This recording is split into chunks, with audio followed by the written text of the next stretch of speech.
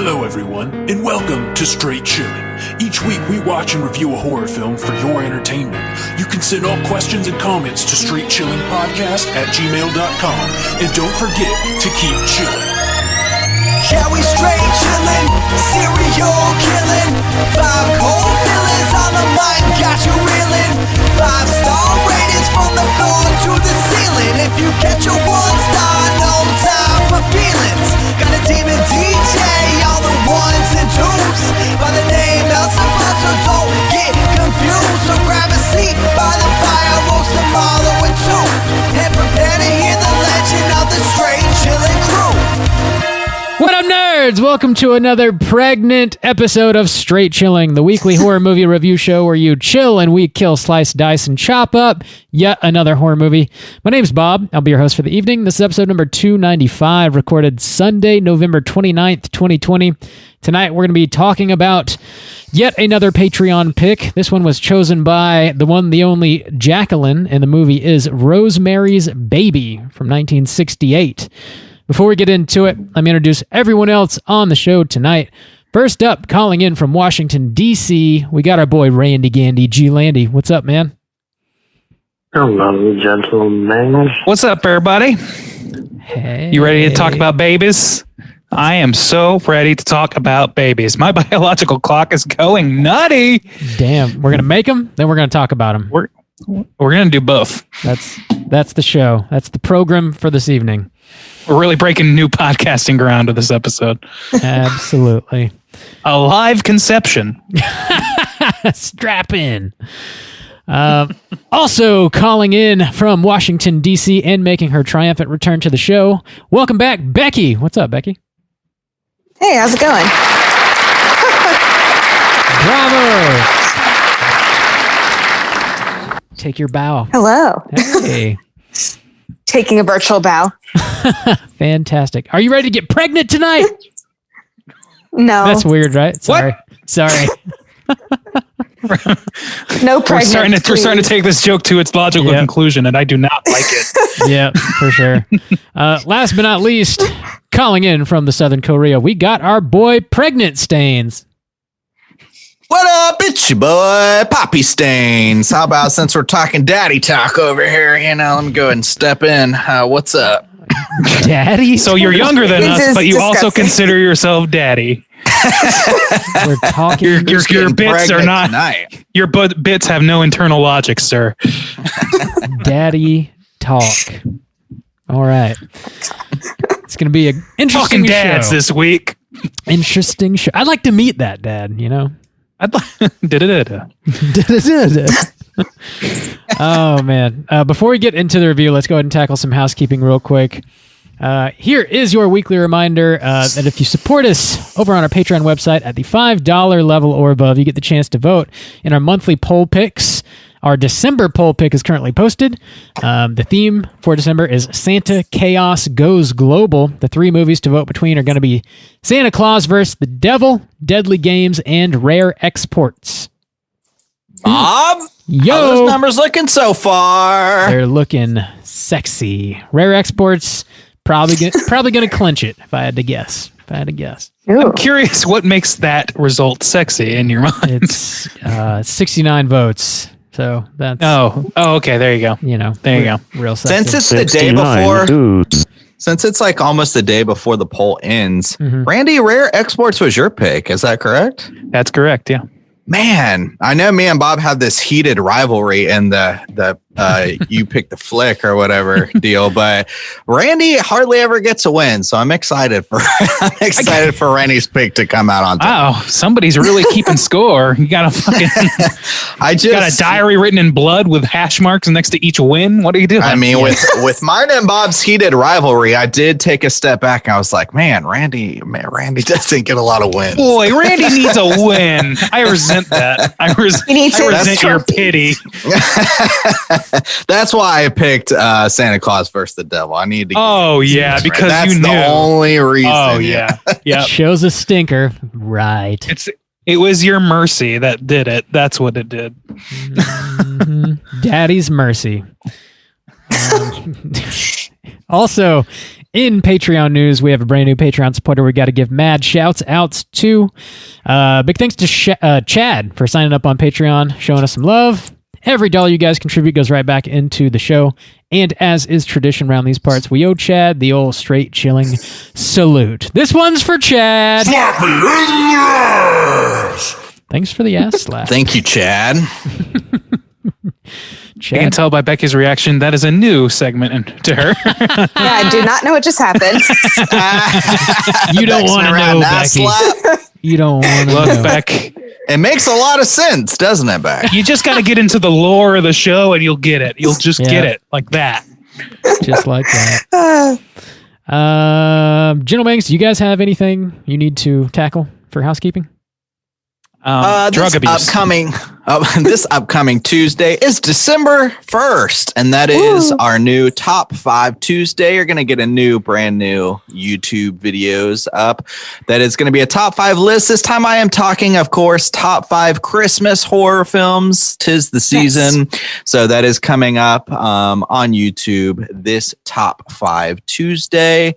I also have a feature spot coming up talking about a Christmas flick. You can find me on the Horrorphoria podcast talking about Silent Night, Deadly Night. Nice. Deuce. 22. Nice redacted. Yeah. So that is also something that is coming up a little extra straight chilling in your ear holes via the Horrorphoria podcast. Our satellite show, we're calling it. Horrorphoria, the straight chilling satellite show. Bobear? Yo. You got anything extra? You been buying Blu-rays or doing some things? What you got going on? I mean, yeah, I've been buying Blu-rays. You know I have. But the only other thing... You've been talking about on our sister podcast? Yeah, that's the only other thing I got to mention. We just dropped a new episode of Let's Get Physical Media, which is a sister show of Straight Chilling, in which my boy Mikey and I, we talk all things Blu-ray, 4K, DVD. Definitely a lot of cool horror stuff on there. So check out Let's Get Physical Media anywhere you get your podcasts. And just $100 a night. That's all I got. Yep, we spent $100 a night on movies. Fact. I believe that, Bob. Fact. We're coming up on the 1-year anniversary of your reveal of the old could have bought a jet ski, Bob. Yep. That was that was a solid fun. 5,000, I believe. I'll have to go back and get the exact numbers. I'll have them ready. Don't you worry, Bob. We're gonna have like a whole We're gonna do like a whole my 600-pound life revisit episode with you, where we're gonna try and figure out what you have managed to accomplish this year. Where are they now? Where are they now? Where's Bob? Does he have a jet ski yet? My 600 pounds of Blu-rays with Bob. 600 pounds of Blu-rays. I don't know. We'll see. We'll see what's coming down the line here. Maybe there's a jet ski in the near future. I don't know. Who's to say? Ooh, I hope so. Tease, Christmas bitch. is coming up, and you can talk to old Santa Stains if you need a jet ski, Bob. So long as he's not too busy fighting the devil. I stay busy. He's a busy man. Apparently so. Apparently, I'm a father. I'm Santa Claus. I fight the devil. I do a lot of things. That's true. A lot of things and many non-things. Wow. I think that's all we got in the housekeeping this evening. So let's go ahead and jump into the main event. We're talking Rosemary's Baby, and we're going to kick it off with the back of the box. What's on the back of the box? Rosemary's Baby, 1968, directed by Roman Polanski, starring Mia Farrow, John Cassavetes, Ruth Gordon, some other folks. Plot synopsis is as follows. A young couple trying for a baby move into a fancy apartment surrounded by peculiar neighbors. Have you all seen this movie before, and would you recommend people check it out? Randy? I had seen this movie before. I honestly don't remember when it was. I feel like it must have been in college. I was excited to watch it again, but I also remember it being like, oh, that was it? Kind of when I watched it originally. I guess I was expecting more Exorcist-y vibes than I got from this movie. All that said, wipe that aside. This is a pretty seminal horror flick. This is one that you pretty much... This is a bar setter. You know what I mean? This kind of introduced people on the mainstream to the idea of, well, I don't want to spoil anything. Well, a lot of the themes in this have been used and retooled for a million other things is what I'm getting at. So in that way, it's extremely important. And I think it still holds up pretty damn well. So I'm going to say, yeah, firm recommend. All right. Becky, what about you? I have not seen this movie before, and it's definitely one that I've heard like Rosemary's Baby a bunch. So I actually thought when I was watching with Andy, it was something about the Annabelle doll. Like I thought it was about a doll. I didn't even realize it was like about an actual baby. So I really didn't know anything about it. And it was really good. I really enjoyed it, and I would definitely give it a strong recommend. I usually don't like older horror movies. Like I prefer the newer ones in general, and I'm not a big fan of paranormal stuff. And I was happily surprised that that wasn't the case with this one.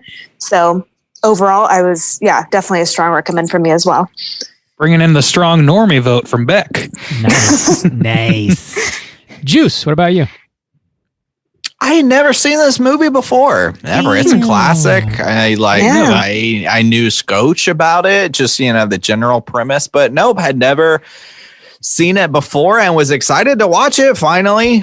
This is another like big name classic that we're finally covering on this show, and I'm finally getting to watch after goddamn 6 years of a horror movie at least a week and still never seen Rosemary's Baby. So I was impressed by it. I mean, it lived up mostly like to its reputation, which was just, to me, is just like a classic horror film. So I didn't have like a whole lot of expectations about what I was going to see or anything. So, it impressed me. I thought it lived up to that kind of reputation. So I would recommend. Robert, had you ever seen this before? I'd seen this once prior, several years ago, and I honestly couldn't remember most of it. There's like a couple key scenes that definitely stuck out in my mind, but for the most part, I kind of forgot the majority of this movie. I definitely enjoyed it the first time I watched it. I think I enjoyed it more the second time, though. I got a little bit more out of it. It's a long haul. This movie is like 2 hours and 15 minutes long, but the acting is so compelling that it kind of pulls you in, and it moves pretty quickly. It's fairly convincing and holds your attention. I dig it. Definitely recommend it. It's one of those you kind of owe it to yourself to watch if you haven't yet. And there's a dope Criterion release out there, so pick it up on Blu-ray. Whoa, well, that's the important on that. You didn't tell me it was collectible. Realize. Yeah, okay. I didn't know that I could get a Beckett score on this blue. Bob, I'm glad you didn't accidentally turn on, the director's commentary or anything and get stuck in that kind of quagmire there. Quagmire. Couldn't get old Roman Polanski to shut up on this thing. Just jawing on. Roman's sleeping on your couch, I heard. Yeah. I did want to give a short shouts outs to Jacqueline, who picked this movie for us. It is one of her favorite movies to watch, and she herself is pregnant and going to be giving birth very soon. So shouts outs to Jacqueline, a strong supporter and friend of the show. And congratulations. Hopefully it turns out a little bit better in your situation than it did for Rosemary. May your demon baby bring you many happy returns. Hopefully you're not wearing like a smelly necklace or anything. Don't do that. Yeah, take it off. Yeah. I'm glad she doesn't feel like she's jinxing it or anything by recommending this movie, but she loves it. So, if Justin offers you any chocolate mouse, do not accept. Moose? Mouse. That's a joke from the movie. Y'all got to pay attention to these fucking things. I was like, what the fuck? That's from the movie. Eating one of them chocolate rats like Halloween Resurrection. Tasty ass chocolate rat. All right. Yeah, that sounds like a pretty resounding recommend from the Straight Chilling crew here. Slam your eyeballs into Rosemary's Baby if you haven't. If you already have, strap in, because we're dropping that spoiler warning. Spoiler warning. There's something weird about the phrase strap in for this particular movie. I don't know what it is. Yeah, it's unsettling. Strap into your strap on. Strap on, everyone. Strap in and strap on. I do have a plot synopsis real quick. I blast through this and then we'll blast it. Talk about everything. All right. Guy and Rosemary Woodhouse move into a swanky new apartment in New York City. They soon meet their new neighbors, an affluent elderly couple named Minnie and Roman Castevet. They also have a young woman who is a recovering drug addict that's living with them by the name of Terry Giannoffro. One night, Terry allegedly jumps from the top of the building and falls to her death. Minnie then gives Terry's necklace to Rosemary as a good luck charm. Guy soon takes a shine to the Castevets, but Rosemary finds them to be somewhat meddlesome. Guy ends up landing a big acting role when the original actor cast in the part inexplicably goes blind. With his career now back on track, he says he wants to try and have a baby with Rosemary. After Rosemary ends up eating this poisoned chocolate mouse, as Randy says, she passes out and experiences a dreamlike vision of her having sexual intercourse with some sort of satanic-looking creature. She actually wakes up during it and exclaims, "This isn't a dream, this is real." Rosemary becomes pregnant, and the Castevets become very invested in her pregnancy. They recommend her a doctor, give her some regular vitamins in the form of this like thick gelatin milkshake that looks heinous. Hutch, Rosemary's friend, becomes concerned by her gaunt appearance, and he decides to do some research into the history of the building and the Castevets. He then mysteriously falls ill. He falls into a coma and then dies. Just before dying, he tells one of his friends to give Rosemary a book on witchcraft, and also says to tell her that the name is an anagram. Rosemary deduces Roman Castevet's name is an anagram for Stephen Marcato, who is the son of a former Bramford resident, and he is also a Satanist. She believes her neighbors and the doctor belong to a satanic cult, and they have sinister plans for her baby. Rosemary ends up locking herself in the apartment, and they all mysteriously find their way in. They sedate her. She ends up giving birth to the baby, and when she wakes up, they just tell her the baby died. The baby didn't make it. She eventually sneaks over to the Castevets' apartment while they're having a party, and she sees her baby in a crib. The baby has the eyes of the devil, and turns out Satan is indeed its father, and the Castevets eventually convince Rosemary to raise the baby as her own, because it is her own. And that's pretty much the plot. It was a marriage to the beast. Marriage to the beast. That is very appropriate. Yeah, sounds about right. Yeah, for real. I love the shock whenever there's a bump that makes sense. Finally! Yeah. Throws me out of my element. I'm like, wait a second, this isn't nonsense. But that's just appropriate. I also wanted to mention that this was produced by William Castle. It's like the last movie that he ever produced. Yeah. I remember you mentioned that on Humanoids from the Deep. That he actually kind of stepped up on his last movie. Yeah, so good for him. He really wanted to direct it, but the studio wouldn't, and they got Polanski on board, who was like a pretty big name at the time. But yeah, he still managed to produce it, and he definitely kind of he went out with a banger, that's for sure. So shouts out to William Castle. Bill Castle, good man. Billy Cass. Yes. So, yeah. Yep. This movie We can stop it there. Is pretty solid. I don't know. Mia Farrow killed it. Fucking killed it in this movie. Oh yeah. Yeah. She carries it. Yeah, for real. The whole 2 hours, fucking killing it. The elderly couple deliver some really fine performances. The lady specifically is creepy as hell, but really kind of low key creeps me the fuck out. Yeah, because she's got that Willy Wonka vibe. Kind of creepy Willy Wonka vibe. Like Willy Wonka as in Gene Johnny Wilder Depp. playing Willy Wonka, or as in the movie Willy Wonka? Yeah, just kind of like that mystical, cartoonish almost creep to it.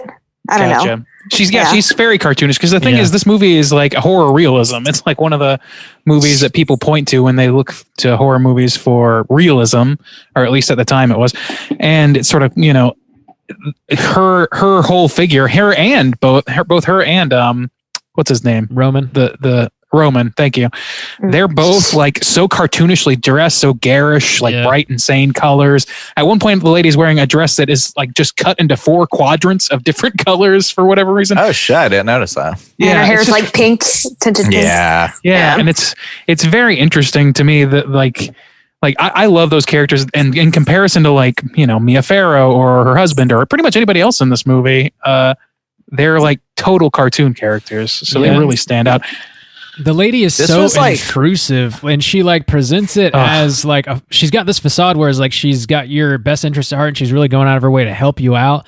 But she's so obviously helping herself out by just like interjecting herself into your life. It's like really uneasy to watch, and also I like throughout the whole movie they eat a lot of food, and the way that lady eats is like weird and like I didn't notice. there's a sense I of didn't urgency to it that it's fucking put me off, man. She's like slamming cake into her mouth like rapidly. Maybe It's she weird. served in the military, Rob. You don't know. Probably. This was like my worst nightmare as far as neighbors go, because even before things get kind of spooky or whatever, and they mentioned it at the beginning, like the husband is reluctant to even go to dinner with them. He's like, oh, they live next door, they're older, they're just going to be barging in all the time. And that's what happens. And I loved it, man. It's so effective though, because you see how they take over this like person's life, and I felt the relief with Rosemary in just the small things of when she throws a party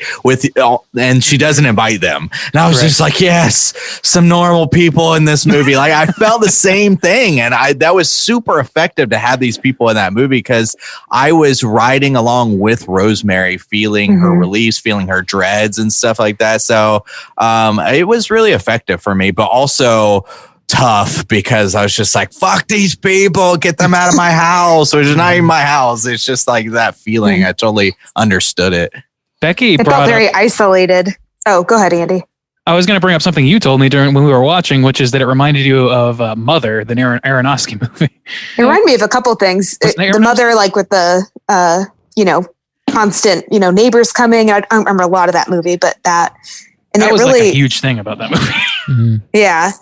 And then I don't know if you guys ever read The Yellow Wallpaper in like high school or college. I told Andy about it, but It was news to me. yeah, it was a short story.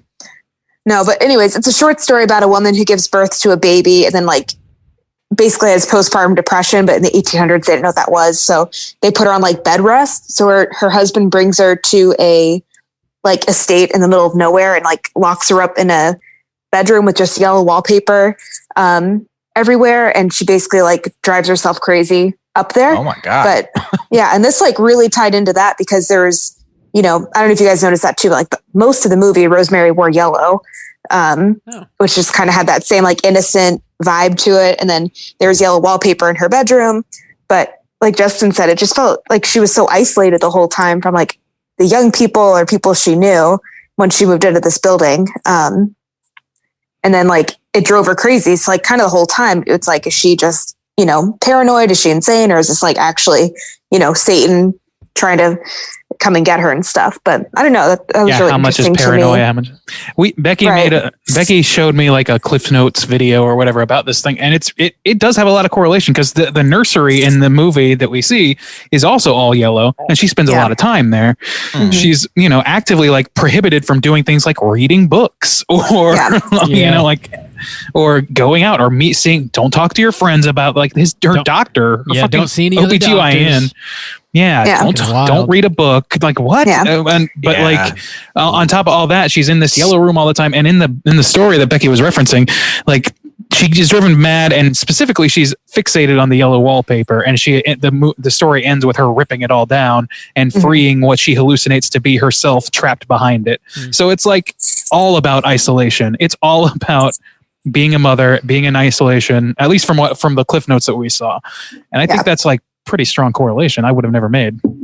Ooh, I felt so bad for this woman too, because they do take over her life, and it's so sad. This movie's full of dread for me, and she just wants they're a normal family. They're buying their first house. She wants to have a baby. She's perfectly pleasant at the beginning of this. Like, it's that dread of people just getting into your lives through no fault of your own. Yeah. You're just buying a house, you're with your husband, you're trying to be polite, and they just take over her life, kill her friend, steal her baby. I mean, this is a really rough, sad, dreadful movie. There's a one part where she tries to go to her old doctor and she's just like begging him, like, I know this sounds crazy. I feel so bad for her. Like she has nowhere to go. Her husband is a huge piece of shit who sells her down the river for his own fame. And she, at the end, she is begging with this person who she's only met once. Like she literally has nowhere else to go. And then a very close scene after that is where she has tried to do everything, run away. And she's just like pleading with her baby, like, please forgive me, or I'm so sorry.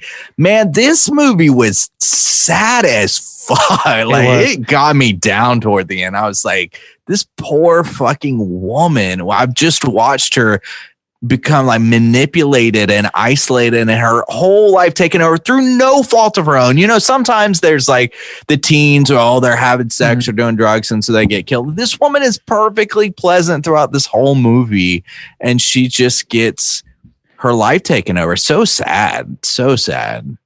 I think there's a lot I don't know if this is from what I kind of understand, like 60s wives in general, like we're kind of, people don't really take them seriously. And it was, you stay at home and, the husband becomes more famous or whatever, like makes some money. But there's a lot of gender role comment on this for sure.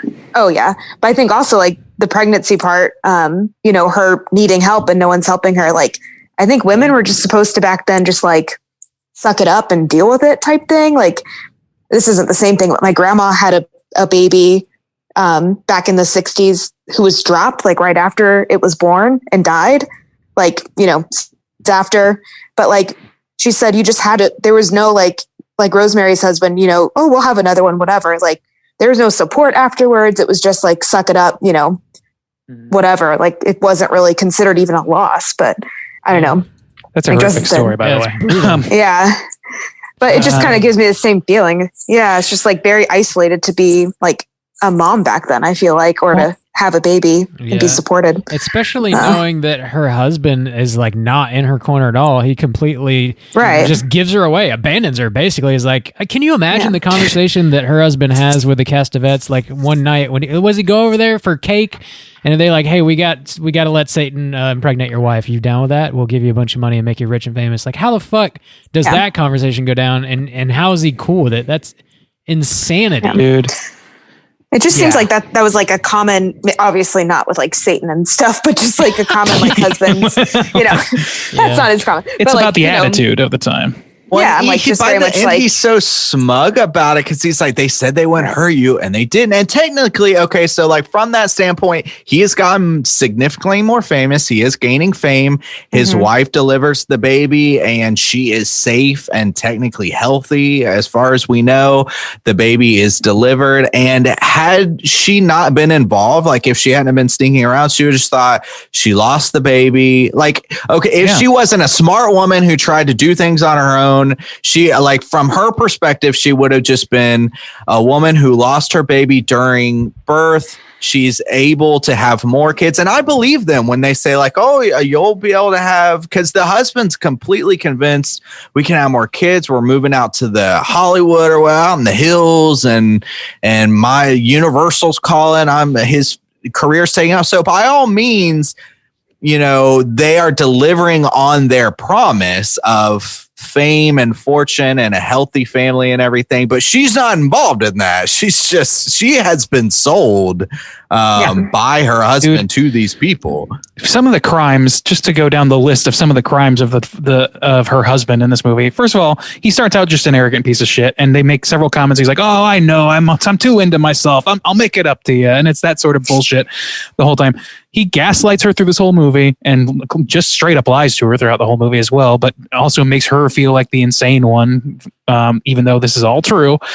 He fucking basically forces her into prostitution for the devil against her knowledge or will. He sells their child or her child for his own career and so forth. And on top of that, like what struck me really heavily in this is for him is after she wakes up with scratch marks on her and she's like, where did this come from? Because she passed out. he's like, oh, it was baby making month, baby making night. I didn't want to miss the baby making night. And he just he cops to spousal rape. Yeah. He cops to spousal rape as a fucking way of avoiding the real issue, which is insane. You're being an asshole. You're like worthless as a human being. If the preferable thing for your wife to believe is that you raped her in her sleep. Yeah. Fuck you. And she even acknowledges that. She's like, you raped me last night. Doesn't she say that? Yeah, I was raped. I felt like I was raped, she said. Yeah. Outright. She did. Yeah. She said, you did it while I was asleep. I mean, she definitely has the shock and disbelief and she's too betrayal, sweet and on her face and everything. I mean, that's another just terrible moment where you kind of know what happened. But even just like Randy said, even the preferable choice of being raped by the devil or being raped by your husband, raping your wife, you still have to deal with even the lie of your husband raped you after you were sick and he put you to bed or whatever. You were clearly out. So, I mean, there's so many terrible moments in this, but and when I say terrible, I mean, where what they're trying to give to you is completely sold. That moment, her, the betrayal on her face, the violation that she felt just from even that lie of waking up and thinking her husband raped her asleep. They sold it completely. My heart sunk. I was like, oh my God, this is so terrible. That is the beginning of the film. Yeah. Mm-hmm. Well, yeah. Yeah.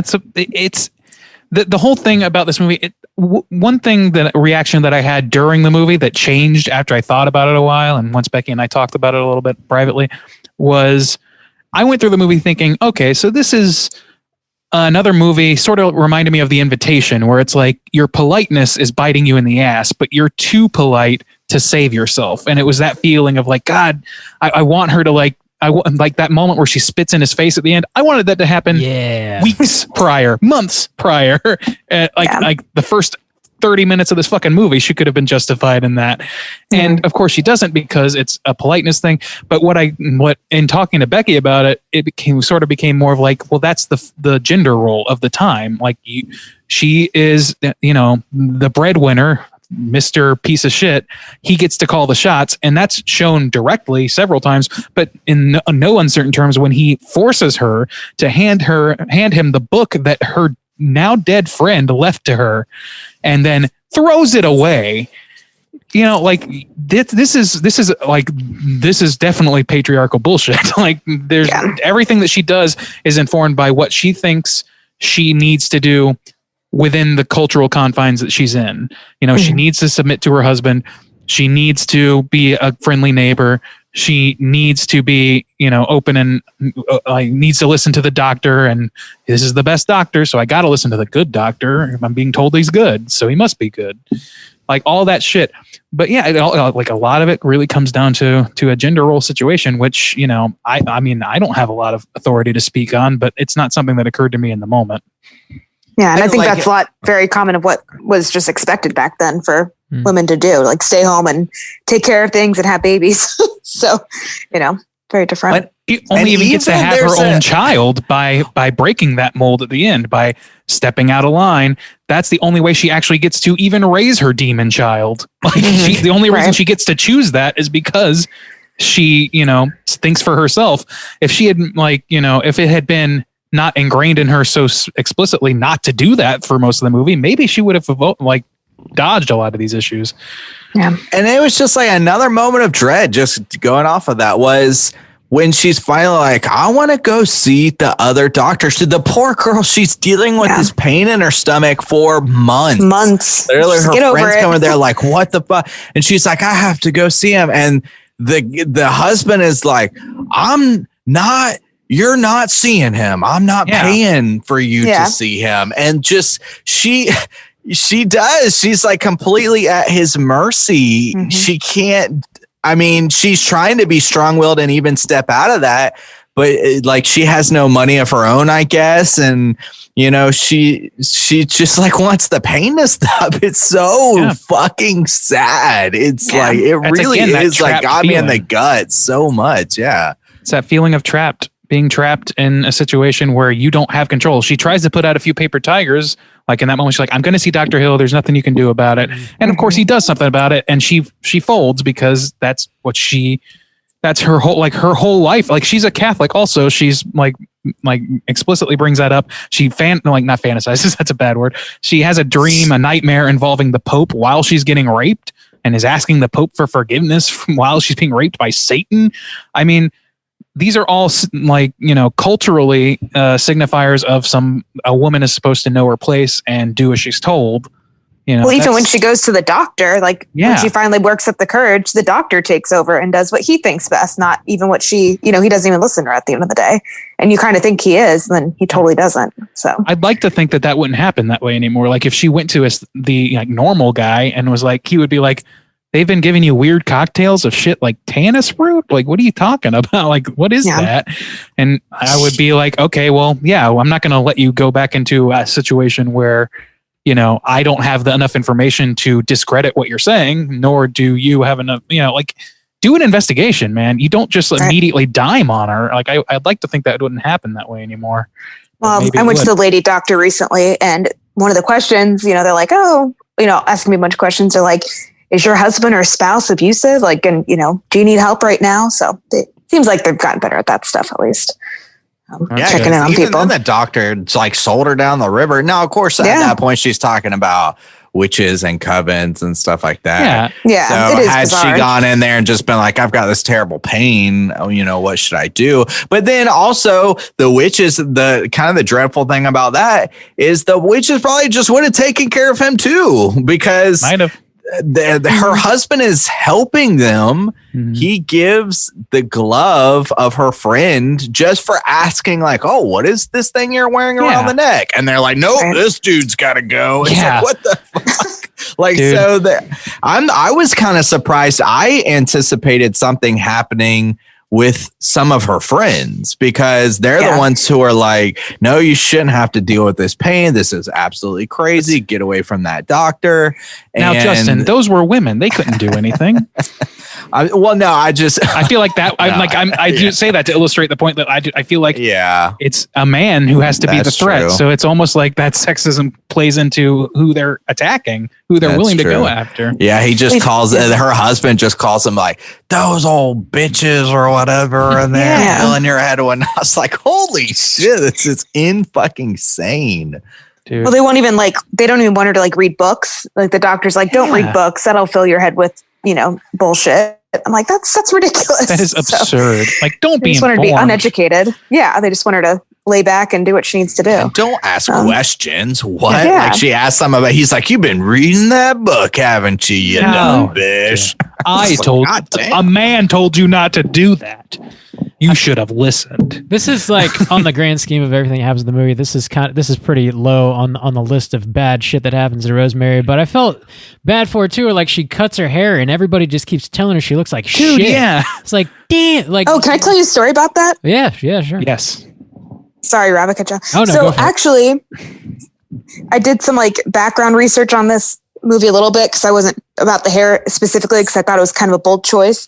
I guess when she did that, she was married to Frank Sinatra when she started this movie, and when she told him she got the part, he's like, you'll be terrible at that part. I don't know why they hired you. So then she got really pissed off and did a great job. And then when she got that haircut, he said, you're disgusting and ugly, and gave her divorce papers over it. What a fucking yeah, Frankie, but then it happens in the movie, and it's crazy just to that's not even that exaggerated. So now I see this. Okay, and I don't want to get too far into this piece of shit logic going on here. I also thought she looked really bad, but I thought they did. Well, I mean, I didn't think the haircut was very good, but I thought that they did it because after they do that, I thought the way that the hair was shaped, it helped make her look more gaunt. As the story goes along, she's supposed to get more sickly and they have to put makeup on her. But even before she's supposed to get more gaunt, that just the way the hair is shaped and styled made her look more sickly. And so that's why I thought it looked bad. I literally thought it made her look sicker. So it didn't make me think like, oh, you are unattractive in any kind of way. It just the shape of it with the shape of her face made her look more gaunt to me. So I didn't think it was a good haircut either. But of course, I wouldn't like. The patriarchy rages on, Juice. Yep, let me control your hair, bitches. No.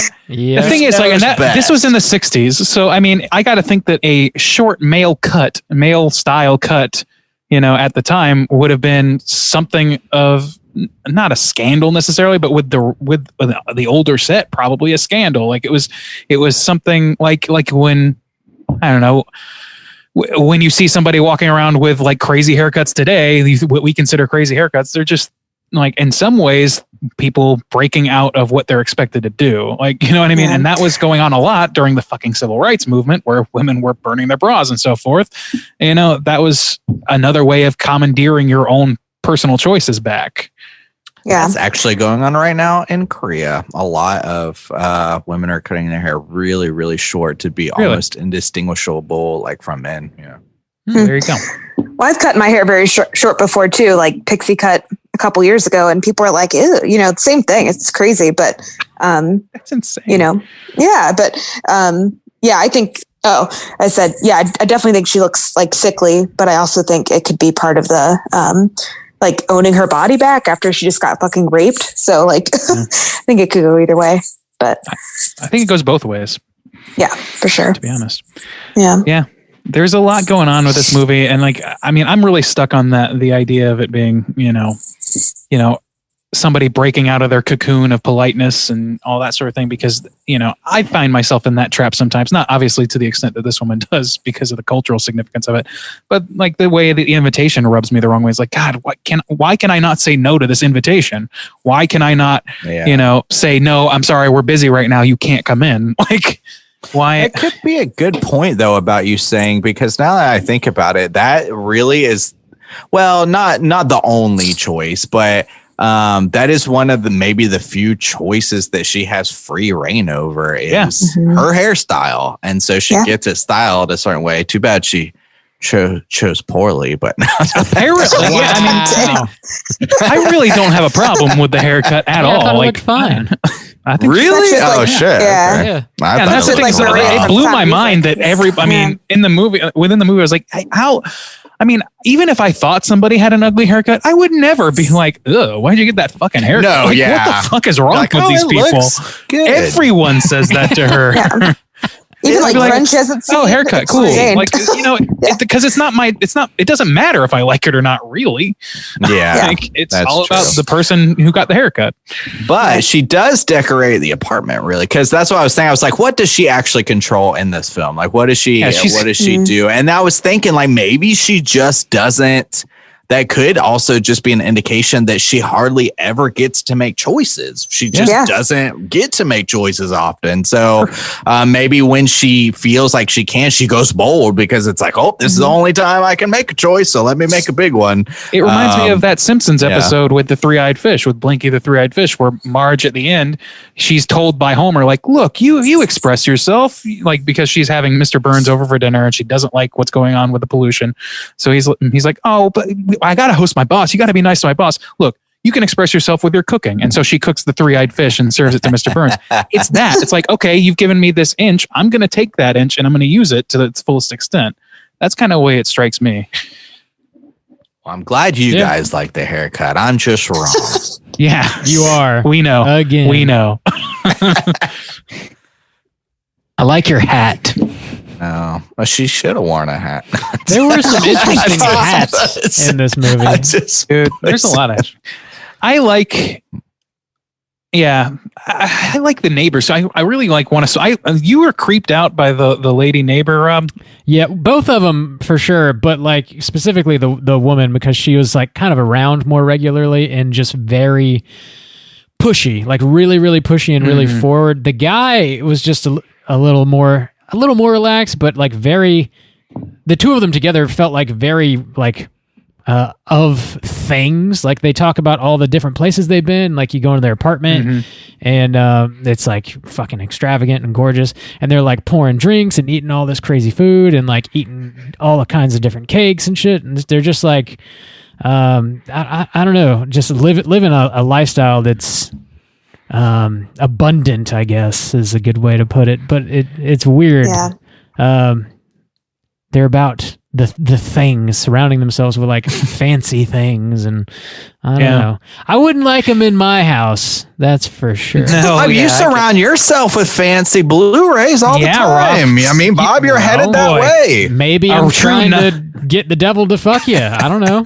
God, I wanted must be stopped at every opportunity. I wanted to ask you guys what you thought about it to clarify something, because I wasn't quite clear. I think I have a decent understanding, but the girl from the beginning who befriends Rosemary and is living with the neighbors, the older neighbors. So at first she's wearing the necklace and it's got this root in it, or what, this plant, this fungus thing that helps like control people or keep them under their spell. But it's not just used for like the pregnancy deal, because the doctor that they are using has it too. And I specifically think I was under the impression that they are using that man because he has been a well-respected doctor before, because even her friend Hitch, she's like, oh yeah, he delivered two of my, like something, I don't know. He's heard of this doctor. So it's not just some underground like witch doctor or anything. So he's literally a witch doctor. So this girl though that they are taking in, did you guys I just assumed that they got rid of her because at the end they specifically say Satan chose Rosemary, like Satan. So were they just trying to find like somebody for Satan, and then once Satan had chosen Rosemary, they were just like, well, we're gonna get rid of this bitch? Is that like what it's a good point. Yeah, I didn't think about that. I think they imply pretty heavily that they're grooming her for the position. But then for whatever reason it doesn't work out. You can hear when Rosemary and Guy are going to sleep one night early in the movie, they can hear through the walls them arguing, and I can't remember exactly what they said, but it was something to the effect of like, I told you she wouldn't trust us enough for that, or something like that. Like they were trying to build this woman's trust to put her in that position, and them saying that to Rosemary may or may not, who knows if that's even fucking true. They're just trying to sedate this woman that they've constantly manipulated. So it couldn't be, maybe Satan chose her. Maybe by virtue of that other woman, being cast aside, she's quote unquote chosen, the way God works in mysterious ways sort of thing. But it doesn't it doesn't really matter, because I like, in terms of that woman, I think she was there to fill the role that Rosemary eventually filled. I got the same thing from it. I read into the situation that she probably got wind of what they were really trying to do and did end up committing suicide, which, who knows if that's the case or not, but it's kind of open-ended. Yeah. Yeah, maybe. And she's like, I mean, she doesn't, unlike Rosemary, she doesn't have like a trusted relationship, a trusted husband to turn to, after being raped by the devil. So maybe she did kill herself, who knows? Yeah. Like that shit would fuck you up. Like, it's not like there's a logical explanation for that happening to you, So that's true. That's a good point. I don't know. Yeah. Maybe in any case, I don't know.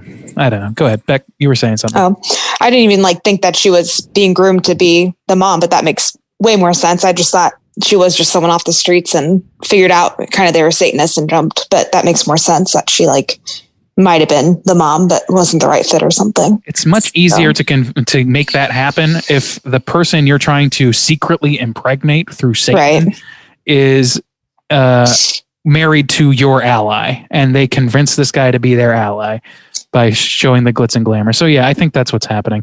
Well, I would think it'd be easier to take someone off the streets who doesn't have any family or connections and use them, because yes, but at the same time, that person can't be sedated if they start to freak out. not in the same way as like I see what you mean. It's probably more trouble to then keep somebody prisoner. If you could Right. just keep somebody who's being manipulated by someone they love, which is way more fucked up. Well, I don't actually know if it's way more fucked up than just keeping somebody a sex slave for Satan, but it's all fucked up. it's pretty fucked up. I was just wanting to see what other people thought about that. And also too, Randy, you mentioned this when you did, have you seen this before? I love the atmosphere that this movie created. I felt the dread. I felt so bad so many times for Rosemary. I felt like I was right along with her, hoping she pulled through and everything worked out for her. But I will say that the ending of this movie, felt a little flat for me. And I know it's like based off a novel or whatever, but the way it ultimately ended, it's impactful in some ways, and I guess in a kind of psychological way. But from the movie perspective, a movie making perspective, I was like underwhelmed with what happened. I was curious about what you guys thought about the ending, because it seemed like, Randy, you kind of maybe suggested that because you're like, I thought it was okay, the movie. So I was curious to see if like it just didn't leave an impact for you the first time you watched it. I wouldn't say that, but I didn't think that the ending was. I was expecting, like I said, more of an exorcisty, more of a spectacle, I would say. Well, this movie doesn't have a spectacle, but it does have like the substance that you want. I think having them, having her adopt the child that she had given birth to, so to speak, but basically going along with, demonology, this good Catholic girl who was misguided into this position. I think thematically that's a fabulous thing. Like she's literally like, by virtue of trying to be like the thinking of I'm the mother of this child, so I have to take care of it. She then like that conservative value then sells her away from conservatism and into Satanism. Do you see what I mean? I just think that's really fascinating. Yeah. And I never thought about that the first time I watched it.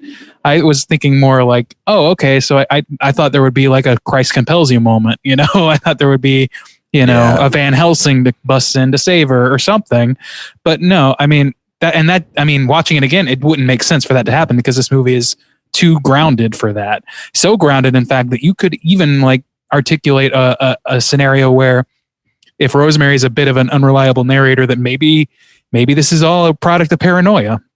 Who knows? Like maybe like a lot of this, like we don't know what she saw. Maybe it was her husband raping her, and I don't know. Maybe just because the witches believe it doesn't mean it's not dangerous, is my thinking. And that's why like I was so frustrated with Dr. Hill, Charles Grodin's like alternate doctor, because he just sells her back to fucking her husband, the people that she's scared of. It doesn't matter if witches are real. If these people believe witches they are witches and that they are like it, then that's bad enough. Like you're already in a dangerous situation by that. So I don't know. I think that even without that spectacle, I was really like moved more this time around by this movie. The first time I just was expecting something different is really the issue, I think. Yeah, it's sort of an understated ending in a way because you never do see the kid. They just kind of describe it a little bit to you, and it's the craziest thing that you see is like a flash of Satan or the devil or whatever, like whenever she's drugged up and having like that weird dream sequence. Like you see like a little bit of the devil, I guess, but that's about as crazy as you get. Other than that, it's really just like people creeping around. The movie's generally fairly understated, and they keep the ending sort of in check that way as well, where I think if this movie was made more recently, they probably would have tried to go a little bigger on the ending. I like that it's understated, though. It feels like it starts grounded, and it feels like it stays grounded the whole way through, and it never like jumps the shark, so to speak. Yeah, I agree. The thing is, I agree with you wholeheartedly. I can totally understand somebody taking the tack of being like, yeah, but like in this one category of spectacle and like visual engagement, it left me wanting on that regard. And I mean, it'd be hard to argue against that. But for me, it works best because those things are true, because it avoids those things, because it doesn't show you a little demon baby that's probably going to look pretty bad, because it doesn't like just destroy all the mystery of the situation and allows you to like come up with which conclusion you feel is best. And also it just allows you wiggle room to think about the movie, think about the point the movie is going for, or the points you can draw from the movie. Yeah. I just had a thought listening to you guys talk that I feel kind of shitty now. Well, in some way, I guess, because that's a first. Even at the end of this movie, I wanted to dictate like what Rosemary does. Like, of course you don't take care of this baby. It's a demon baby. It's from Satan. But in that way, you kind of take on the same role as everyone who has been controlling her from this whole movie. You're right. I mean, so, think about where I'm like, no, don't, get out of there, Rosemary. This is crazy. Boy, it's like, but it is her baby. It actually is. Yeah. It's not her husband. It's not the baby with her husband. Right. It's we not don't the baby know she what thought she was having. And we don't know. So there is still that dread or that sinking feeling when she accepts to like take care of it, I guess. But I don't know. I guess that's her choice, I guess. to take care of a demon baby. The way she got there, I mean, think about there was a scene where her girlfriends are talking to her at the party and she's freaking out and she's like, I won't get an abortion because she's a good Catholic girl. And that goes back to that same thing of like, weirdly, all of these like conservative values centered around, the Catholicism for her are actually being corrupted and so effectively that they're actually working to the benefit of Satan. Like, bringing around the Antichrist. That's kind of crazy. Yeah, that's fucking nuts. Yeah.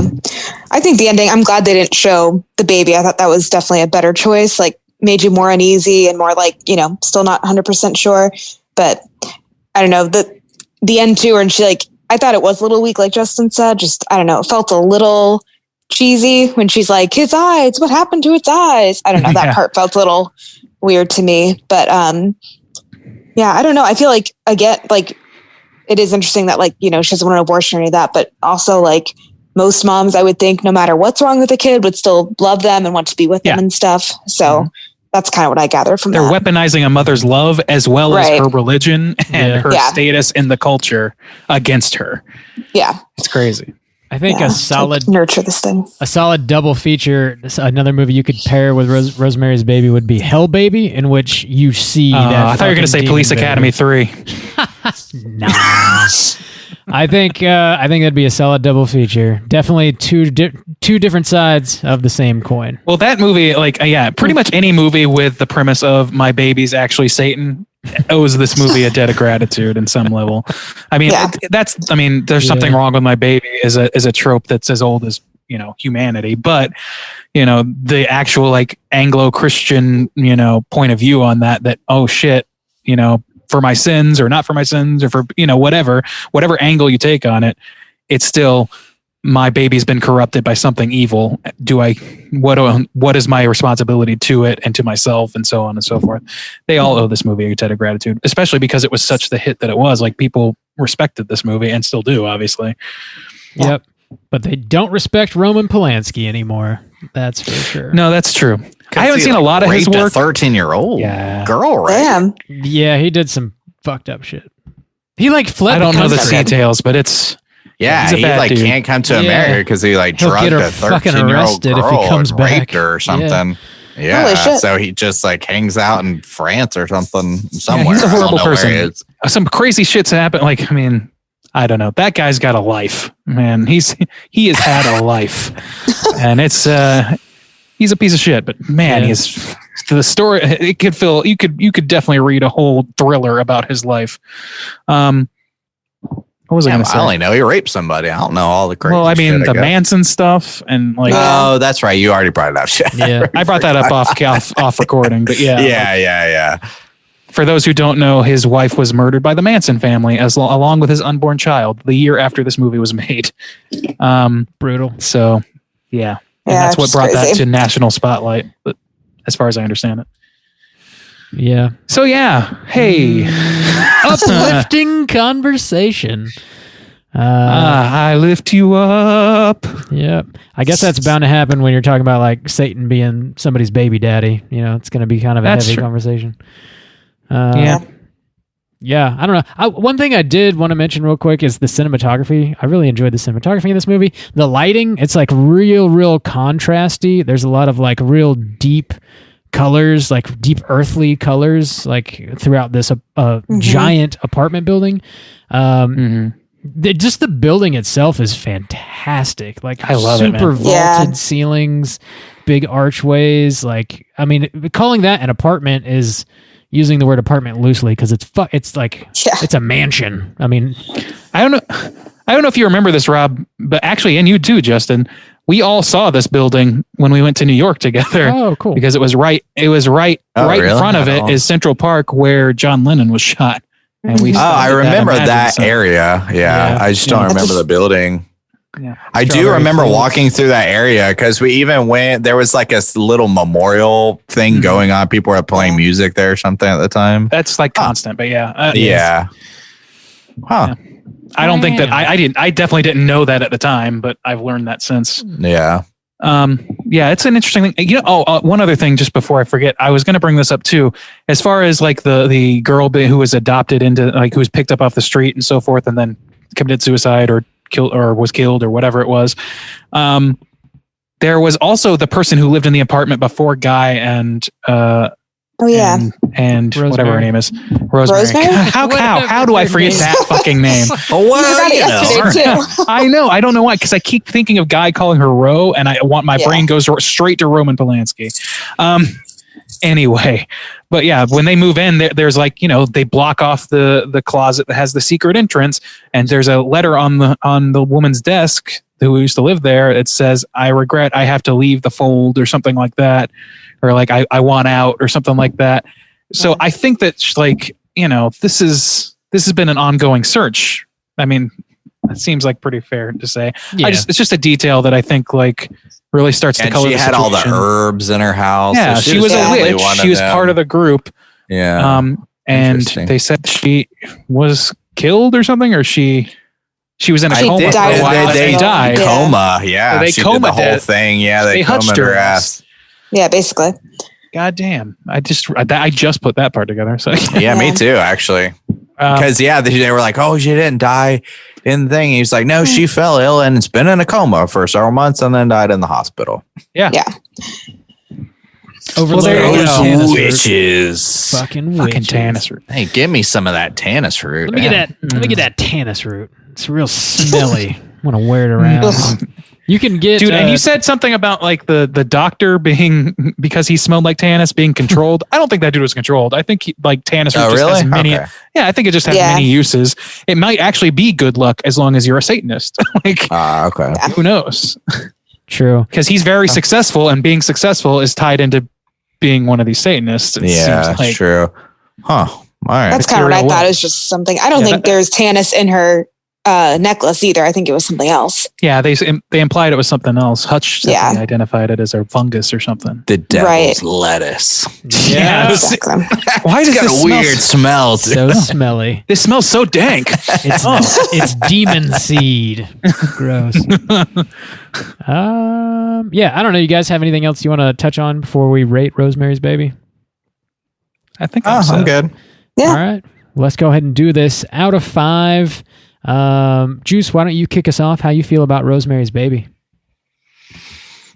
I really like this movie. I was impressed by it. I thought the acting was fantastic. It was, for a movie that didn't have a lot of spectacle, it was so effective to me in filling me with dread and sorrow, and I felt really affected by this movie without having to see a whole lot. The character of Rosemary was so relatable and so sweet, and I just wanted nothing but the best for her the whole time. I just was so frustrated by like how terrible people were treating her.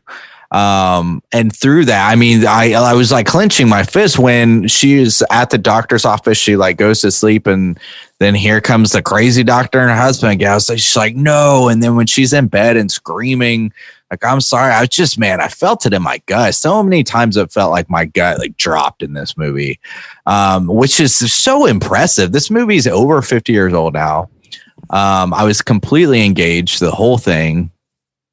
There's not a lot of crazy things going on, spectacles or blood or anything like that. I just was so interested in the story that was going on. They make these characters feel so relatable and the dread feel real to me.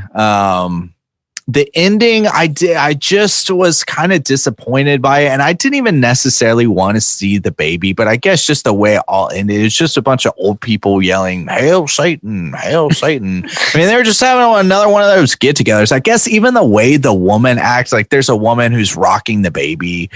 She like sticks her tongue out at Rosemary. I'm just like, this feels ridiculous after what I just experienced with the birth situation. I guess it like climaxes to this ultimate dread of like, no, and they take the baby and you have to deal with all that stuff. And then this lady's walking around, she's sticking her tongue out. All these old crazy looking people are saying like, "Hail Satan." It just felt like kind of stupid, honestly. Not necessarily like, "Oh, I want to see this demon baby." I was just like, it felt like a different feeling.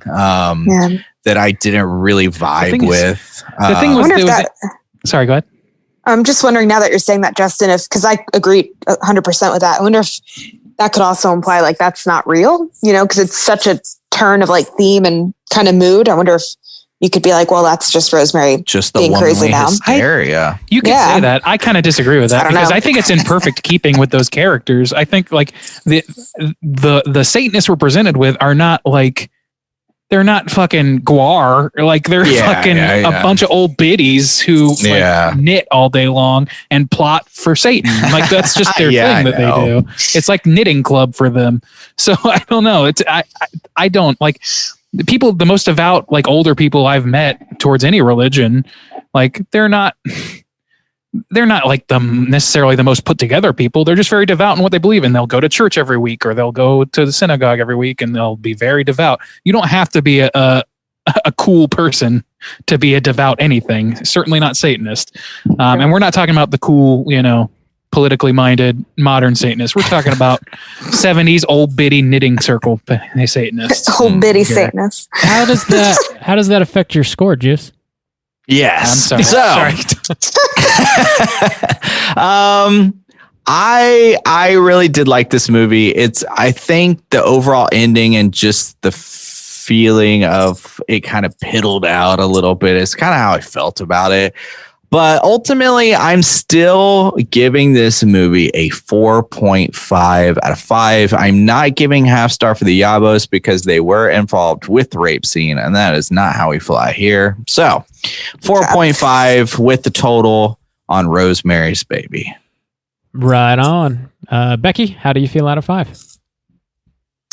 I agree with a lot of that Justin said. I thought it was a really good movie. A lot in the 60s and then even like bringing it to like 2020. There's been a ton of like stuff coming up recently about how COVID's affecting like the women's role at home, how, it's basically like bringing women's progress back decades now because, everyone's working from home, every kid's at home for school, but now, men statistically now, if there's a man and a woman in the house, the man will have a desk and the woman won't, and she has to take care of the kids. So anyways, there's just a lot of like research showing like even though women have jobs and are more powerful, they're still like, the housewife at the end of the day type thing. So that kind of made me think about this a little bit too. And just, I don't think women are as controlled as Rosemary was, obviously, but like just kind of how that like dynamic works is still kind of always ingrained in us a little bit. So I thought that was kind of interesting to pull together. And then, I just thought it was, I have never had a baby. I've never been pregnant. So like, I'm not, sure how that is, but, being a lady, I guess you could definitely like kind of pull it into like, the pregnancy experience and what's expected of that versus the reality of that. What society thinks your pregnancy should look like and feel like, and versus how it actually feels like. But, and I, like I said at the beginning, don't really like the paranormal movies with like the crosses all turning upside down in the middle of the night and stuff like that. So this was definitely a nice change of pace from that, but having like the, Satan aspect was kind of cool as well. And then just like at the end, still not seeing the baby and still not sure if Rosemary's for real or if the Satanists are for real. That was kind of fun too. So I really liked it too. I would give it a 4.75 out of 5. Whoa, somebody's breaking into quotas. Nice. So. I hope you got spare change, Bob. Oh dear. Gotta do a lot of math on this one. Here we go. I'm gonna slide in here real quick. Bob, Yo, you get 5 stars. How you gonna spend them on Rosemary's Baby? how am I gonna spin? You only get 5 stars. I dig this movie quite a bit. I like how understated everything is and like how grounded it feels. I like how you're basically watching the characters in this movie, and it's sort of just like it's like a chess match almost, like the way things are like moving around in a place. And of course, like over time, Rosemary sort of gets wind of what's actually happening, and things sort of start to unravel. But even when that happens, it's still like kind of understated, and it feels like, I don't know, like classy in a way almost. It's a little like, I don't know, upscale, I guess, as far Classy as as shit. horror movies go. You know, it's not blood and guts or anything like that. I dig that. I dig the cult aspect. All the performances across the board, solid. Mia Farrow really carries this movie.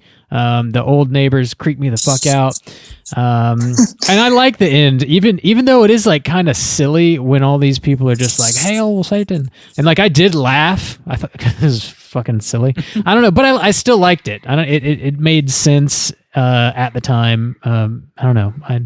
I dig it. Overall, I think I'm going to give it a 4 out of 5. Solid movie. Yeah. Randy, how you feel out of 5? I feel pretty good too. I agree with the bulk of what you guys have said. I really like the approach this movie took of taking it fairly realistically, to the point where, you know, you're not sure how much is paranoia and how much is reality at the end of the movie. I think it skews towards paranormal and skews towards not being paranoid fantasies. But that said, they do leave the wiggle room. And I just like that with that sort of thing built in, it's amazing that they can get to that point with such a grounded movie throughout, where things are, you know, sort of displayed pretty real. Even the way people talk in this movie, it's like people will talk over each other. People won't, you know, people aren't waiting for their next turn to speak like you do in a play or most plays or in most movies. It's almost mumblecore-ish, where it's like they're just sort of like, you know, having a conversation. It feels like they're having a conversation because they do like we do and talk over each other, because, you know, we're professionals. True. I don't know. I think the themes in this movie hit me a lot better this time, especially, you know, just the aspect of politeness and polite society and the woman's role and all those things. Those things hit me a lot better this time because I wasn't waiting on a spectacle this whole time watching it the second time. The ending with the old people chanting or whatever, I think that like within the story, that's great. I think it's fabulous, to be honest with you. I can't fault anybody for wanting a little more because, you know, it lacks sort of the punch that you want to see in a climax for a lot of horror movies. But thematically, it's just so good that I gotta let it be, you know? Mm-hmm. I don't have a big problem with it. The fact that these old biddies are running her life and they just because you find out for sure they're Satanists at the end doesn't mean they're not little old biddies. I love that. I don't know. I just like that about it. I haven't seen a lot of Roman Polanski's work, but the other one that I've seen is Chinatown, and I fucking love that movie. Mm-hmm. So, I mean, and he's 2 for 2 in my book, and still a piece of shit. But yeah, I really like this movie. I want to give it a 4.5 as well. I think the one thing that I ding it on really is that it doesn't really have that punch at the end, and there's just one checkbox that just remains unchecked, even though story-wise it doesn't suffer at all. Mm-hmm. That's my take on that. All right, 4.5 from Randy. That's going to put our aggregate at a 4.4. Let's go ahead and jump over into our Rotten Tomatoes segment and see what the critics and users think about Rosemary's Baby. Certified fresh to death. All right, everybody. We're about to do the Rotten Tomatoes segment of Straight Chilling. If you are new, here's how it works. I'm going to give these 3 people, these 3 hosts, these 3 lovely, lovely cuties, the chance to guess between 0 and 100% what percentage of users and critics on RottenTomatoes.com gave this movie a positive review. So we'll start with the critic score. There are 73 critic scores aggregated here. Let's start with Becky. Becky, what do you think the critics gave this movie percentage of positives? I think this is a pretty timeless movie that has like a lot of merit and I'm guessing influenced a lot of people. So I'm going to give it like a 95% from the critics. I think it's definitely like up there. 95. Yeah. Wow. High guess from Beck. Let's go to Bob this time. Bob, what do you think about this? I'm kind of thinking the same thing as Becky. I'm going to go with a 90.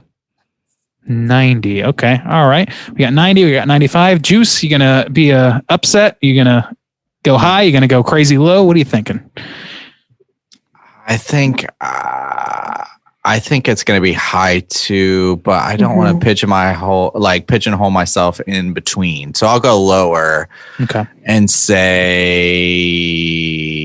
give me the Project 86, please. Wow.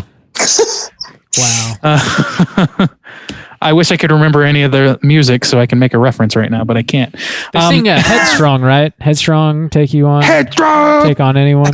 That's the band? Yeah. Oh, Project 86. Yeah. That's the one. Well, everybody give a hell yeet to our guest, Becky, for her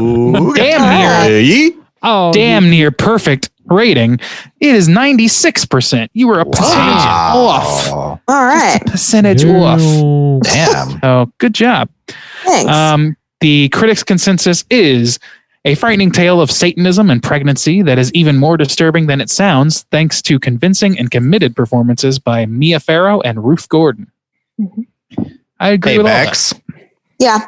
Hell yeah.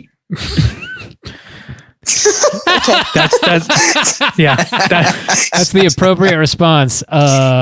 Okay. Seeing as he's not close enough to pepper spray, that's about as good as you can do. All right, let's go over to the audience score. There's substantially more of these to cull from. There are 73,859 audience scores for this movie. Let's go in reverse order. Juice, what do you think the audience gave this film? Audience, I think it's going to be high, but slightly lower. Give me the 90 deuce, please. 90 deuce, not the 90 poop. All right.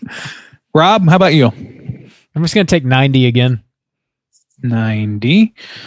All right. Becky, how about you? I was kind of thinking the same thing, so I'll do 86. 86. Ooh, Project? somebody's a fan of Christian hardcore music. All right, didn't know that. All right. Let's give Becky another hell yeah. Shit. Sweeping the board. And guess what? 2 percentage points off. It's an 87%. Wow. Okay. Actually, 1%. She said 86. You said 86. Yeah. Oh, I'm sorry. I wrote 85 for some reason. He just wants me to fail. Dude, you've got a better record than anybody on this podcast for this segment, just so you know. Hey, Becky. Hey, Becky. Yes. Hell yeah. Okay. All right. And that's our Rotten Tomatoes segment. I'm going to read one negative review. They're usually funnier. We'll see if that holds true. It rarely does anymore. But we keep doing it anyways. I'm committed to the Why bit. not? Here's a negative Randy's review. disappointment is more of the hilarity That's the than bit. That sounds now. accurate about Andy. Damn it. You just observed it. Now I can't do it properly. Here's a negative review for this film. The fault ultimately is in the Polanski screenplay, which overlooks character for effect disastrously. Involvement is absent and all is surface, and it is a smooth one without the shimmer of evil that is within. I have no idea what the fuck this guy's talking about. I think an incel might have written that one. Somebody's drinking their own farts. Just drinking their liquid form. If That's they're how liquid thick form, it it's is. poop, Becky. Justin. Becky, I know what that is. sorry, I was mansplaining, so I naturally aimed it at the woman. Oh, there you go. Perfect. I just assumed Becky you're- had a scat fetish. You're so used It's to just talking boys will be about boys. poop with Becky. You know, that's Yeah. We have an ongoing dialogue about poop. Becky, how many times do I need to tell you about poop? Let me tell you the good news Plenty. about poop. I hear it all day. Don't worry about it. Don't worry. From Randy. about it. All right. Well, Oh boy. all right. That's our Rotten That's Tomatoes segment. Let's go ahead and jump over into some trivia. It's totally time for trivia. It is totally time for trivia. Ba, ba, ba, ba, ba. Ba, ba, ba, ba, ba. Okay. Okay. All right. So, Somebody's on a tight schedule, and it's you. So let's yeah, go. I know. So the scenes where Rosemary walks in front of traffic were spontaneous and genuine. I heard about Roman that. Polanski is reported to have told Mia Farrow that nobody will hit a pregnant woman. That sounds fucked up. God damn. In New York City. The scene was successfully shot with Farrow walking into real traffic and Polanski following, operating the handheld camera since he was the only one willing to do it. What the fuck? Dude. Oh my God. Fuck. I heard there's a lot of tension in this movie between everyone. So that's Between kinda everyone. interesting. Yeah. Boy. That makes sense if this is who's leading the fucking pack. Jesus Christ. Yeah. Mia Farrow, man, she was trying to stick it old Frank Sinatra, I think. Yeah. She actually ate raw liver for the scene in the movie, despite being a vegetarian at the time. So, Yeah, she was damn. going all out. Gnarly. Nick Cage has got nothing on this woman. Fucking Nick Cage. What did he eat? Oh, the roach. He ate multiple Oh, my roaches. God. 3 Ew, roaches. That's gross. Yeah. But Under his he own wasn't a vegetarian. suggestion. Yeah. Mhm. Yeah. Actually, that's true. See our Vampire's Kiss episode, number 186 or something like that. That's Remembering Rob with your reference. Yeah. William Castle was convinced there was a Rosemary's Baby curse. He thought the Sharon Tate murders and hang on. These two things follow each other. Oh my God. Uh-oh. So William Okay. Castle was convinced there was a Rosemary Baby's curse. Mhm. He thought the Sharon Tate murders and a urinary tract infection. Mhm. Is this did you get this trivia from Cards Against Humanity? Oh my God, those things together. One of these things does not belong. My Peter's extra hot today. It's the curse. And other illnesses he suffered during the period were evidence of that. Ironically, the producers of The Exorcist, 1973, and The Omen, 1976, also thought their movies were cursed. Castle was so scared that the devil was out to get him during the period he remained in seclusion for several years. Damn, I know that. Wow. Did you know that? I did not know that.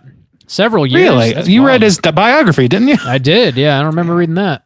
They didn't mention that. That's interesting. I wonder how legitimate that is. Yeah. Are we to take the word of IMDb trivia section? Have said some crazy shit before. Yeah. I That question urinary that. tract infection really got to him. Man, Dude, it must have been Yeah. pretty flared up, you know? Maybe. can't pinch an inch.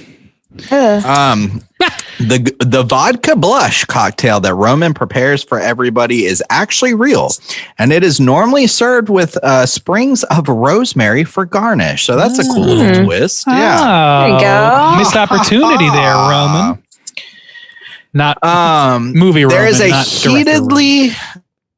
There's a heatedly disputed rumor that Sharon Tate appears unbilled at the party Rosemary gives for her young friends. Interesting. So Randy had mentioned this. This is not something that I was like, I didn't really put things together, but Roman Polanski's wife, he had mentioned this earlier, is Sharon Tate. She was pregnant and she was murdered by the Manson family 1 year after this film came out. So that's Scary. Yeah.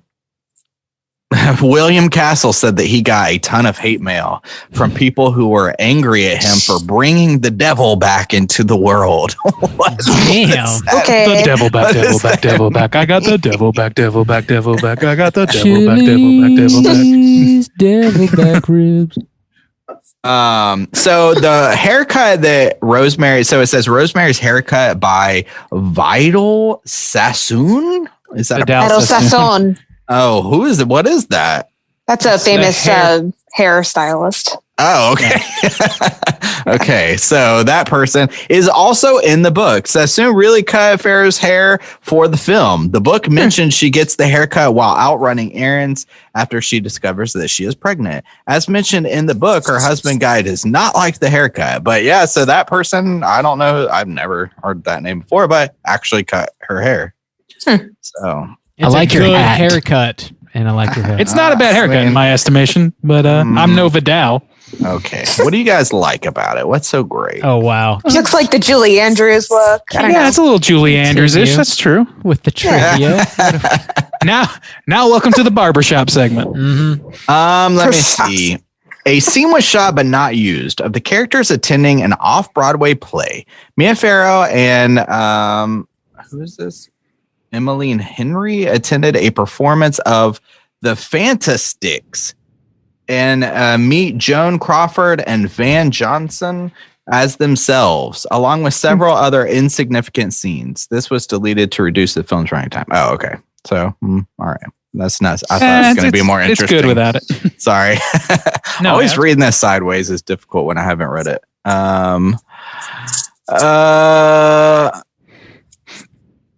Oh my gosh. Nope. I was about to read another one. It was the same trivia as the Fantastics. So let's wrap it up there. Let's call that done. Yeah. Okay. Well, Hey, Bob. Yo, What time is it? it's time to go hunting. Cooter of the week.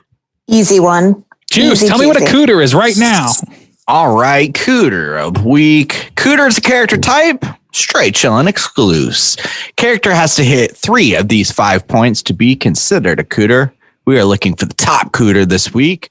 The 5 points are sexual deviance, smug arrogance, manipulation, overall look and attire, and overall patheticness. I think we have a strong candidate this week, guys. Like literally all 5. Bex, why don't you nominate who are you thinking of for Cooter of the Week?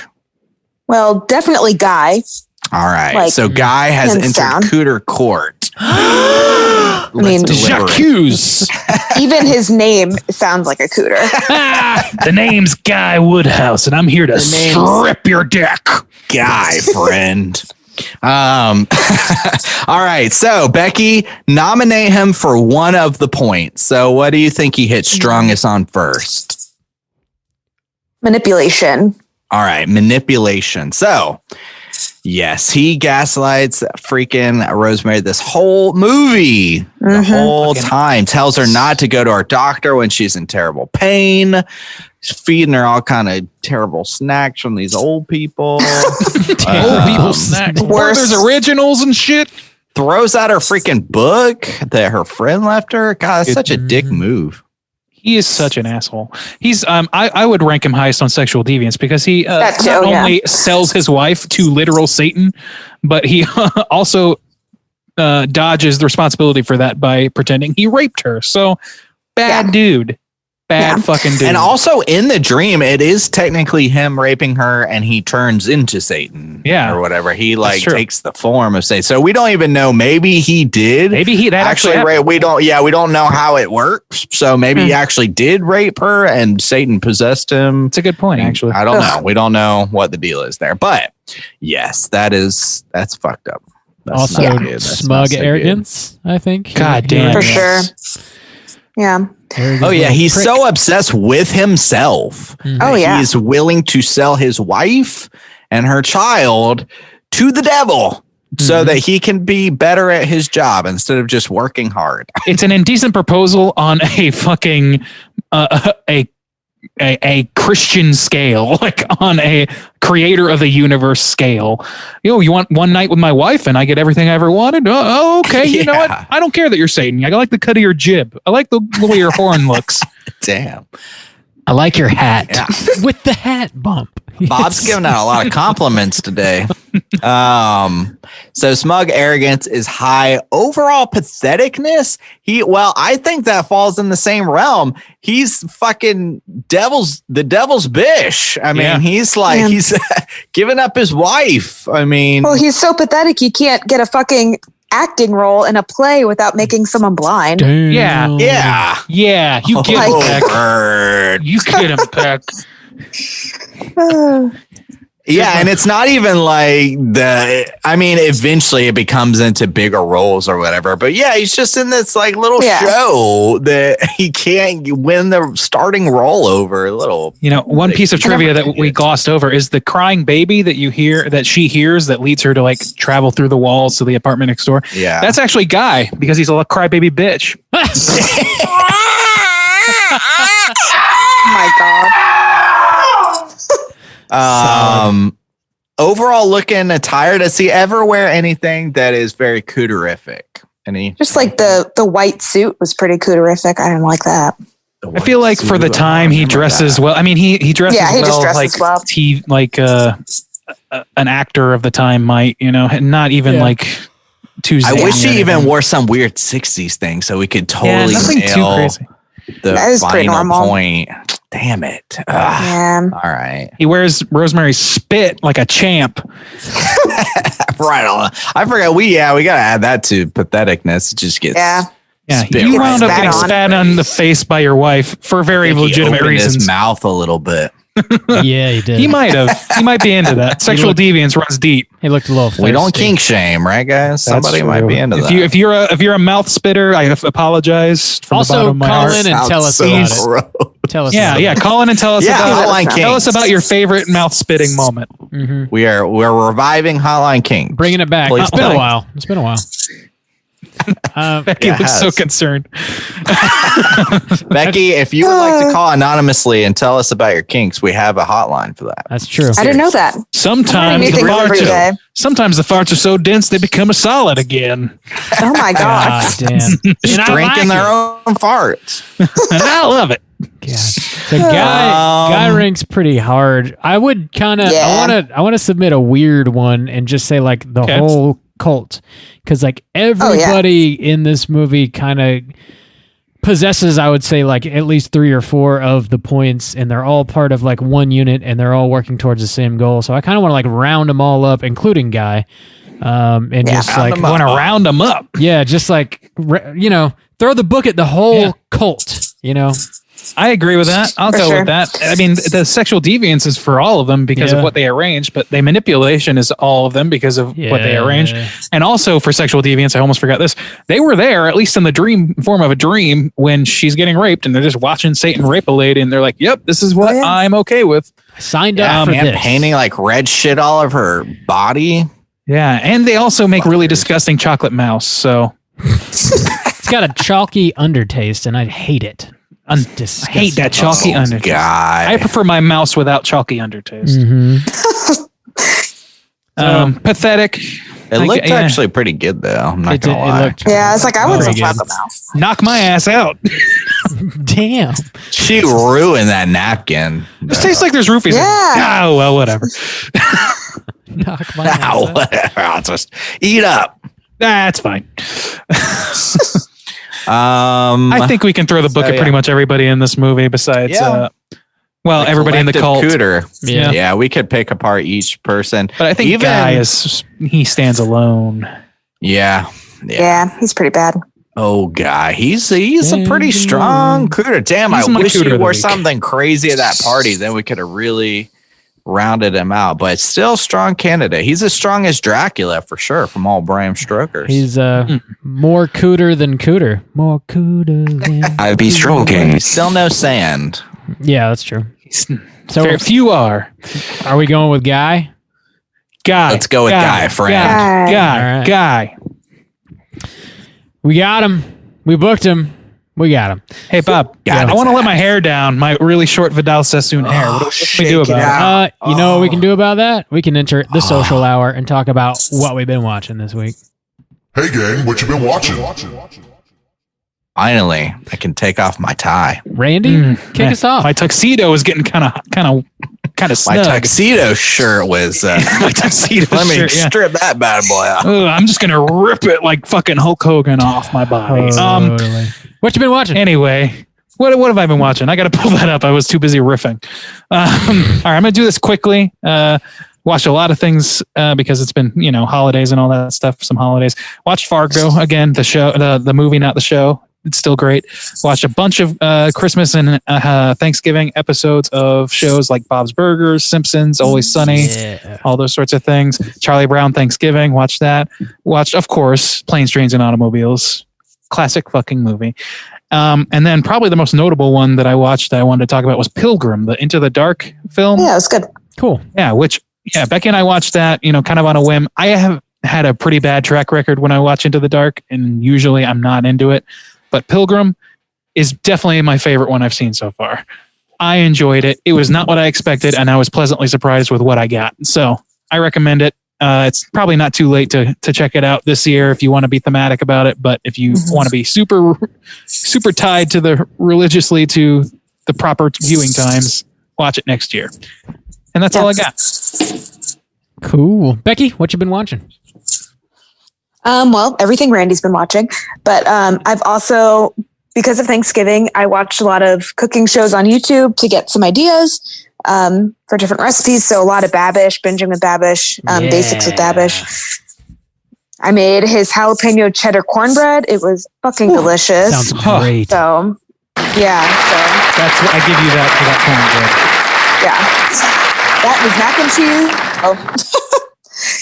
It was all really good. So I've been watching that. And then also Sola is one of the new people on that show, and she has some really good cooking stuff too. So we're going to try a recipe for stuffing dumpling soup tomorrow with our leftover turkey stock that we made with stuffing dumplings. So that sounds amazing. We'll report back. Yeah. So that's what I've been watching on top of what Andy's been watching.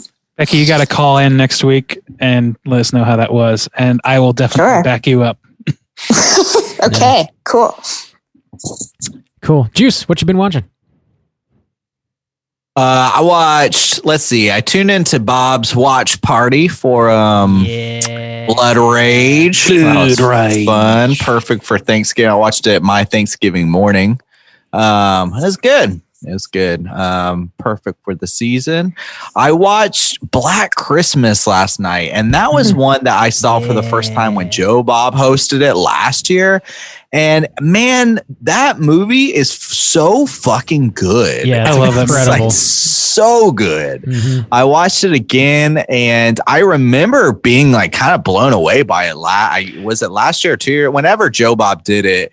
And I watched it again this year, and it was still just as good, man. That movie is it's wildly like the perfect blend of really disturbing shit that's pulled off really well with like some great levity and jokes, and then also good like festive cheer and stuff. I know it's like really well blended. It works so good. I love Mrs. Mac. I'm going to watch that. Yeah. She's got that toilet God. God. So Black Christmas was, doing me good. I watched that movie again that came out last year. I really wanted to watch it again, and I think it's going to make my yearly rotation. That Netflix Christmas movie, Klaus. I've been meaning to watch that. It's good. I really liked it when it came out last year, and it was a couple days after things. I guess Saturday, I was like, man, jonesing to watch it. So I went ahead and put it on. It was still good. I really enjoyed it. Is that a horror movie? No. It's an animated Christmas movie. Oh, okay. Not everything is horror, Rob. I don't know. But somebody dies, right? Things, Bob.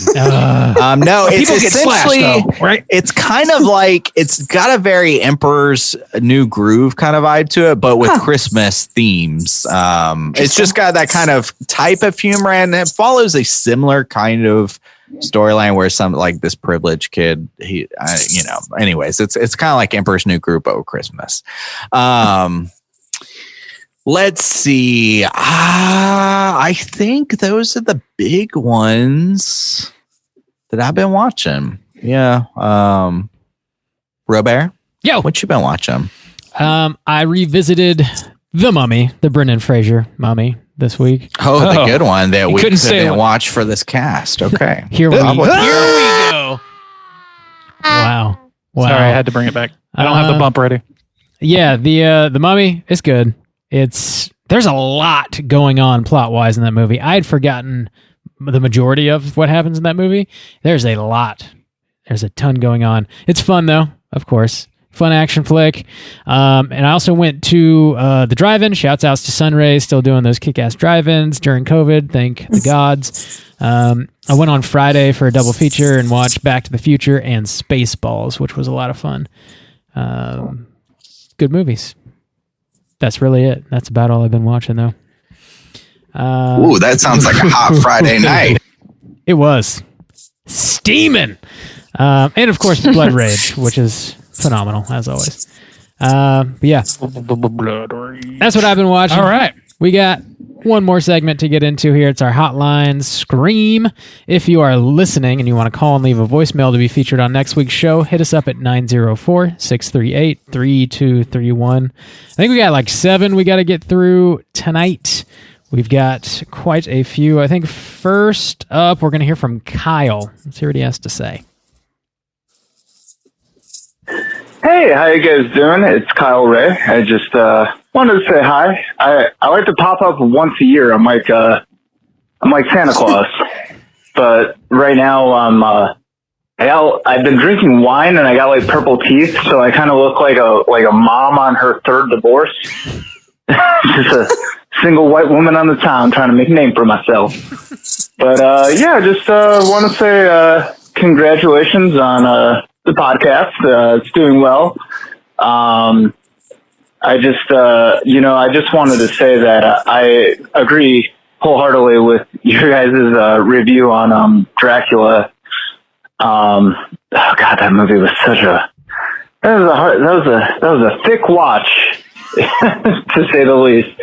But I just wanted to say good job. I really hope TerrorVision can get some support, because I guess butthurt would be the best analogy to say in regards to it not getting as many votes as fucking VHS 2 or what, I don't know, one of those goofball-y Netflix originals. Anywho, yeah, hope you guys have a wonderful Thanksgiving.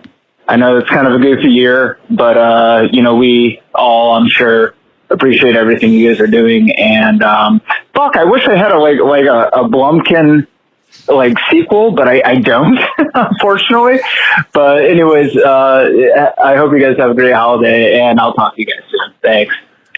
Okay. So Bob, maybe you can help me. I have a memory of a child, so I don't remember Kyle's call involving a Blumpkin. Do you recall this?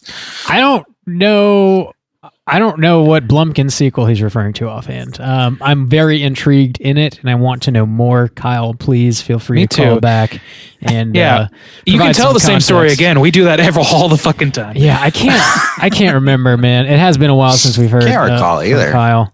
He only calls once a year. That's what happens. Actually, we've already lost our opportunity. Yeah. He's going into his hibernation, his divorced mom hibernation. I do appreciate the TerrorVision love, and maybe one day we'll be able to talk about it. We'll see. We'll see what happens. Shoo, I don't know. It's kind of a thick watch, isn't it? It is. I love that. Oh, Bram Stoker. I'm gonna start using definitely a thick watch.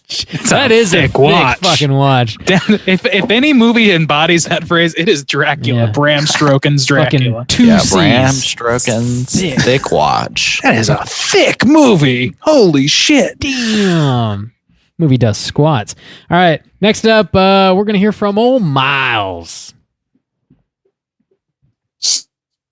What's going on, guys? It's Miles here. You guys reviewed my Patreon pick, Perfect Blue, last week. I'm glad you guys enjoyed it. I really like that movie. I think I can safely say I've successfully converted you guys and the entire Slack into anime fans. I did it. You're all welcome. I look forward to the Anime Sister podcast where you guys pick the waifu of the week and talk about Sakuga and Tsunderes and all your favorite shonens and all that other anime goodness. The Slack channel, I'm sure I've converted all of them into anime fans. Hydraberg is going to start wearing Naruto headbands in public. Wes is going to admit that Dragon Ball Z isn't any sillier than Spider-Man hanging out with talking raccoons and Thor. It'll be beautiful. It'll be beautiful. So, yeah, looking forward to all of you going all into anime and admitting I was right the entire time. That's pretty good. That's all I had. Glad you guys enjoyed the movie. Keep chilling. So yeah, that we are all. I don't understand any of those words you said. And what's hilariously, neither does speech to text. It had a lot of trouble with this call. Apparently, we're all big fans of a woman named Anna May now. My waifu Anna May. We're all big fans of our waifu Anna May. Anna May. Also, I didn't realize that Dragon Ball Z is pretty silly, but I don't know if it's sillier than Spider-Man hanging out with talking raccoons and Thoreau. My boy Thoreau. Fucking speech to text is ridiculous. I love it. Hanging with my boy Thoreau and Spider-Man. I'm a raccoon. Spider-Man. This is our story. Yeah. Thanks for choosing something sort of outside of our wheelhouse there, Miles. It's always cool to watch something sort of different for us. And of course, thanks for converting us to true anime believers. Next up, we got Kelvin on the line. See what he has to say. Ooh. What's up, guys? It's your boy Kelvin calling in again. Hell ye. $100 a night. But I like my favorite Thanksgiving dessert because obviously everyone loves turkey. I enjoy some cranberry sauce here and there. And some stuffing too. But I don't know if you guys ever had apple crisps, but it's like when I don't know how to make it, but my ex-wife made it before, and it's like you put apples inside of like, I don't know, some tinfoil or whatever. No, that's not it. Well, anyways, it's the apples and it has like the cinnamon cover and with the granola, and you put like a ball of ice cream on there. Oh my gosh, it's amazing. Yeah. Favorite cereal? Can't go wrong with Captain Crunch, old Crunchy.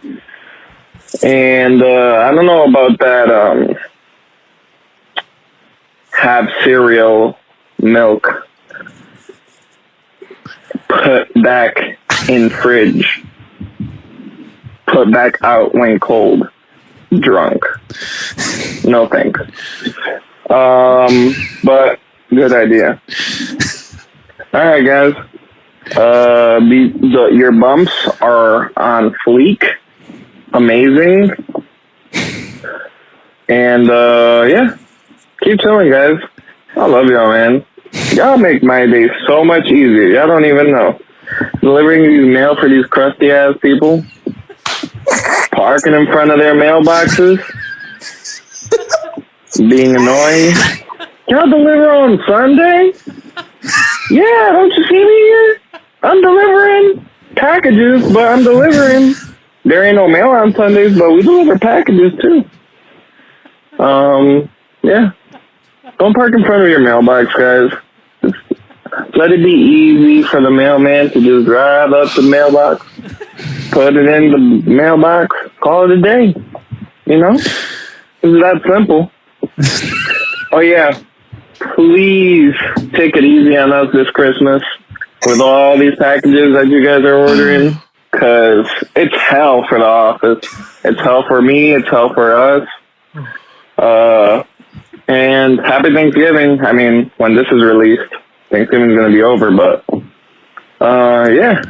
Hey!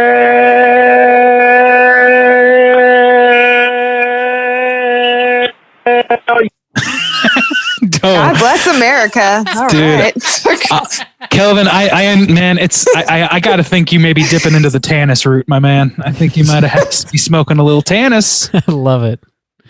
Fuck. My favorite pie is Cheerio pie. So I like Cheerio pie with a little crisp on top. So I mean, this man was hungry when he started this call. Is all I can say. He was a hungry man.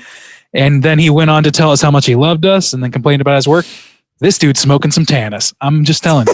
I'm just here to tell you. Fantastic. I love hearing. Thanks for sending us our mail. We appreciate it. Yeah, Kelvin, you're a hero. I love hearing from our male people weighing in, venting. I love it. It's my favorite.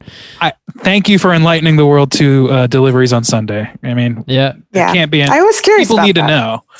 These crusty ass people parking in front of their goddamn mailboxes. It's fucking great. That's so great. Kelvin, thanks for the work you do, man. Take care.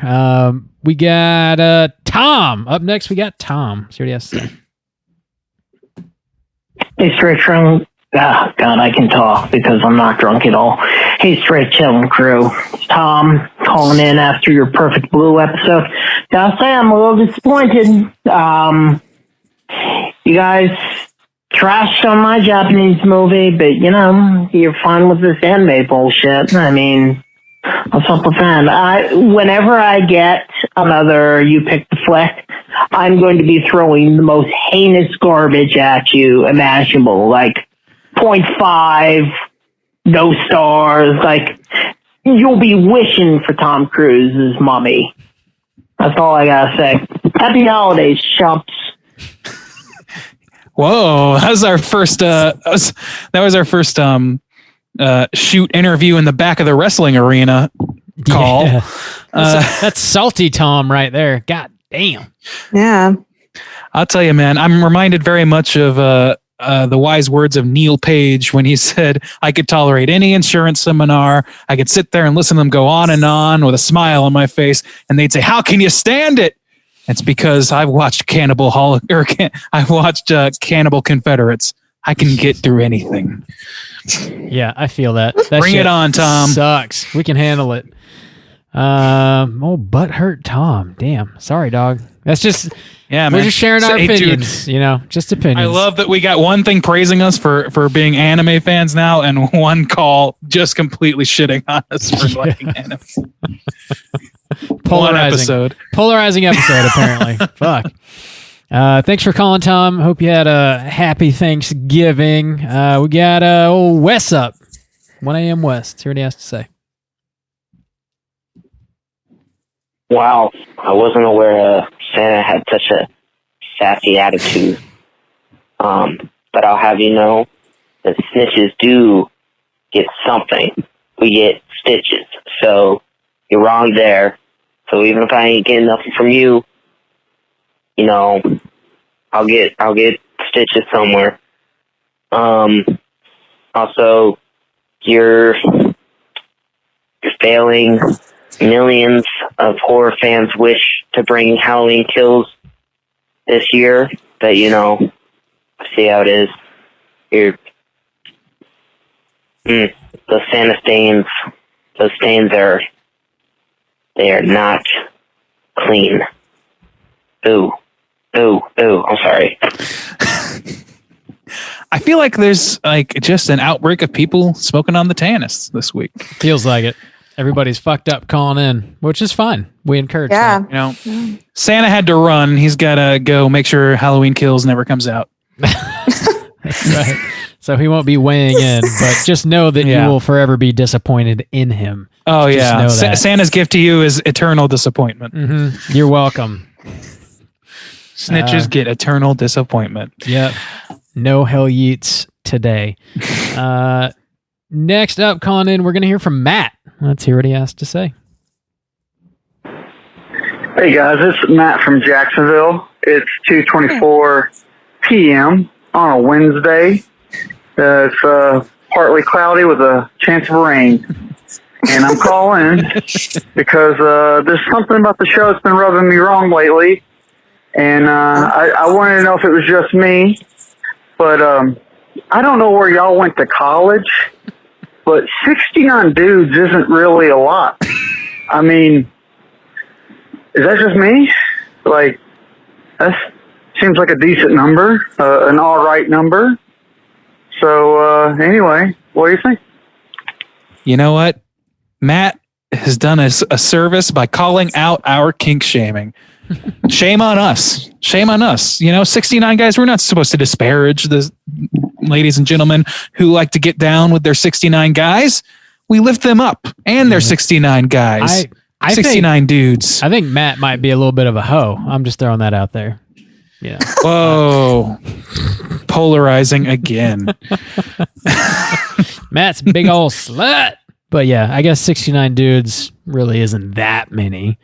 That's like a dude a year until you die. Or, hopefully live a little bit longer. But, roughly, You get one guy per year, and that's it. One dude per year. I didn't know it was over a lifetime. I thought we were talking about one night. Damn. But, Randy's a hoe.